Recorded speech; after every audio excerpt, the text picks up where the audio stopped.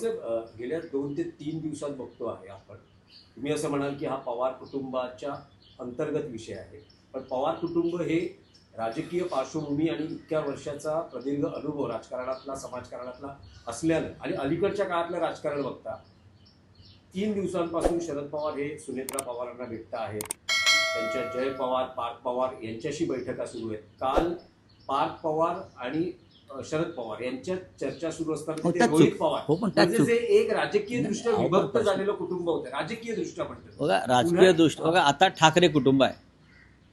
राजकीय मतभेदामुळे काही वेगळे मार्ग स्वीकारले, पण शेवटी कुटुंब म्हणून तेव्हाही एक होतं आणि आजही एक आहे.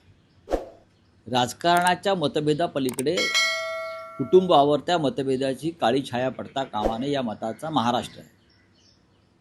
कुटुंब टिकली पाहिजेत. आणि पवार कुटुंब आणि ठाकरे कुटुंब ही महाराष्ट्रातली 2 प्रमुख कुटुंब आहेत. ती फक्त राजकीय कुटुंब नाहीत.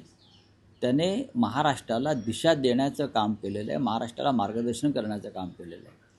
सन्माननीय शरद पवार हे त्या कुटुंबातले अत्यंत ज्येष्ठ असे भीष्म पितामह ज्याला म्हणतात, असे ते पुरुष सिंह आहेत.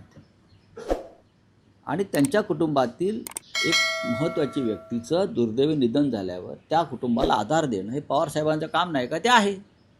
ते त्यांचं कर्तव्य बजावत आहेत. तुम्ही त्यात राजकारण कशा करता पाहताय?